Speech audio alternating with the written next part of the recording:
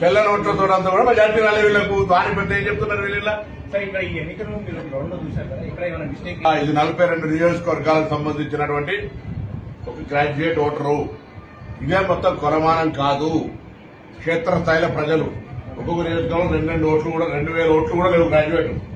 ఓ నియోజకవర్గంలో కరీంనగర్ లాంటి దగ్గర 30,000 ఉండొచ్చు. 2 నియోజకవర్గాలకు సంబంధించింది కాబట్టి దాంతో పాటు ఈ మాట కూడా ఇస్తున్నా. ఒక్కొక్క నియోజకవర్గంలో 2000 ఓట్లు కూడా లేవు. ఓ నియోజకవర్గం కరీంనగర్ లాంటి దగ్గర 35,000 ఉండొచ్చు. 50% కరీంనగర్ ఉమ్మడి జిల్లాకు సంబంధించే. నేను మళ్ళీ ఏమంటున్నా కూడా అంటున్నా, ఎన్నైనా మేమేం పెద్ద దూరంగా కిలోమీటర్ల గ్యాప్ తోటి ఓడిపోలే. మేము కూడా దగ్గర దాకుంటే ఆ చెల్ల నోట్లంతా మెజార్టీ కూడా రాలే కదా వాళ్ళకు అంటున్నా. కాబట్టి మేము డెఫినెట్లీ చెల్ల నోట్లతో అంతా కూడా మెజార్టీ రాలే వీళ్ళకు. దాని పెద్ద ఏం చెప్తున్నారు వీళ్ళ. ఇక్కడ ఈ ఎన్నికలను మీరు గ్రౌండ్లో చూశారు కదా, ఇక్కడ ఏమైనా మిస్టేక్? ఇది 42 నియోజకవర్గాలకు సంబంధించినటువంటి ఒక గ్రాడ్యుయేట్ ఓటరు.